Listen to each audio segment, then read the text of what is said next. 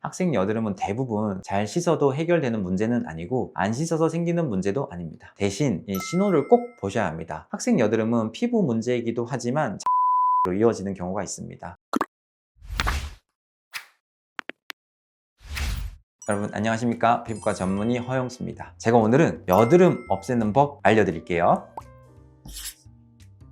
요즘 아이들 여드름이 왜 이렇게 빠를까요? 요즘 아이들은 성장이 정말 빠릅니다. 빠른 아이들은 초등학교 1, 2학년 때에도 여드름이 나고 대부분은 초등학교 6학년쯤 되면 본격적으로 시작이 됩니다. 그리고 특징이 하나 있어요. 이마에서 시작합니다. 이마에 조금 생기다가 에이 뭐 학생인데 하고 넘어가는 순간 볼, 턱, 목 경우까지 내려와서 병원에 오시는 경우가 정말 많습니다. 학생 여드름은 참는 문제가 아닙니다. 관리해서 흉터로 안 가게 하는 게 문제입니다.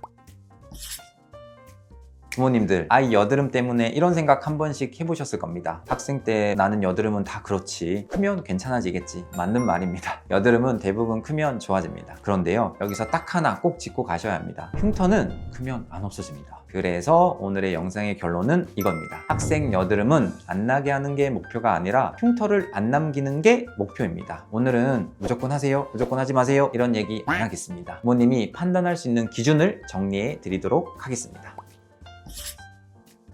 학생 여드름 이 세 가지를 기준으로 한번 보셔보세요. 첫 번째, 학생 여드름은 잘못해서 나는 게 아닙니다. 이게 부모님들이 제일 오해하시는 부분인데요. 학생 여드름은 대부분 사춘기 호르몬 때문에 나는 게 정상입니다. 잘 씻어도 해결되는 문제는 아니고 안 씻어서 생기는 문제도 아닙니다. 물론 이게 너무 안 씻으면 더 많이 나기는 합니다. 그래서 완전히 안 나게 만들 수는 없습니다. 대신 이 신호를 꼭 보셔야 합니다. 좁쌀 정도 괜찮습니다. 화농성으로 반복? 이거 흉터 오염의 신호입니다. 가라앉았다고도 다시 나고 또 염증이 생기기도 하고, 이걸 반복하면 색소 침착, 자국, 파인 흉터, 홍조 이런 걸로 남을 수 있습니다. 이건 고등학교가 돼도 성인이 돼도 치료가 쉽지 않습니다. 둘째, 집에서의 관리의 핵심은 세안과 보습입니다. 아이들 생각보다 세안을 정말 대충 합니다. 찬물로 쓱 하고 비누 문지르고 끝, 이런 경우도 많고 안 씻는 경우 진짜 많더라고요. 그래서 병원에서는 매번 애들이 치료하러 올 때마다 구체적으로 알려줍니다. 세안 방법 이거 좀 중요합니다. 애들한테 보여주세요. 일단 미지근한 물로 시작을 하셔야 됩니다. 모공을 약간 열어준다는 느낌? 이 거품은 손에서 충분하게 만들어주시고 얼굴에 바로 문지르지 말고 손에서 쫀쫀하게 문지러준 다음에 손바닥 아닙니다. 손가락으로 이마, 코,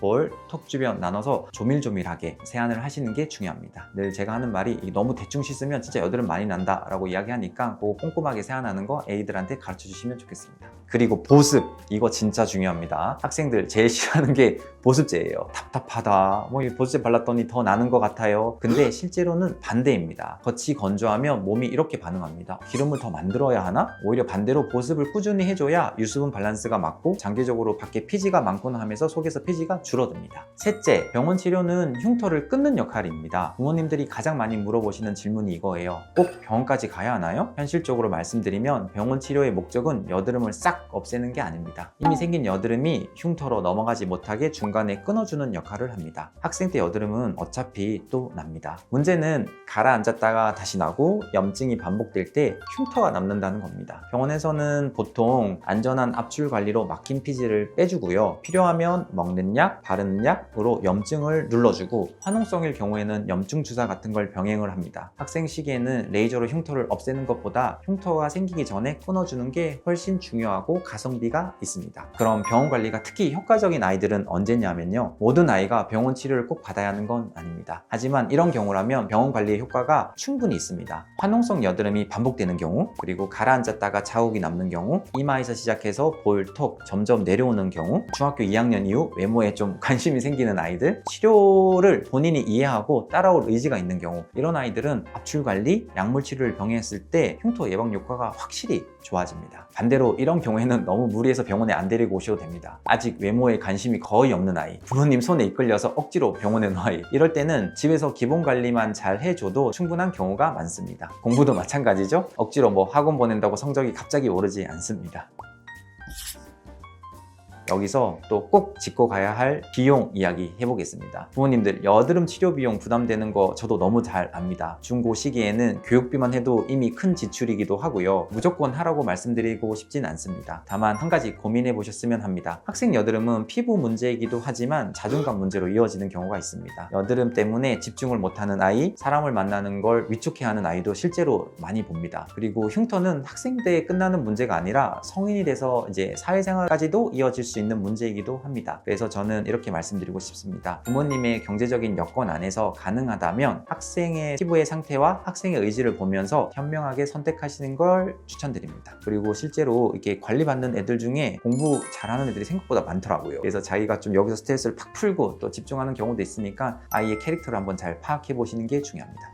자, 오늘 영상 핵심 정리는 딱 이것만 하시면 됩니다. 학생 여드름 나는 건 정상, 목표는 흉터 예방, 집에서는 올바른 세안과 보습, 병원 치료는 흉터를 끊어주게 하는 역할, 아이의 의지와 상태에 따라서 한번 선택해 보는 것. 자, 제가 부모님들한테 드리고 싶은 마지막 말씀은 사춘기 여드름은 대부분 잘 지나가면 좋아집니다. 흉터만 최소화해도 정말 잘 관리한 겁니다. 이미 고민하고 이 영상까지 보고 계신다면 그 자체가 아이들을 충분하게 생각하고 있다는 증거입니다. 그래서 너무 고민하지 마시고 필요할 때는 저를 찾아오셔서 상담 받으시면 됩니다. 자, 지금까지 피부과 전문의 허용수였고요. 좋은 영상으로 다음에 또 만나 뵙도록 하겠습니다. 감사합니다.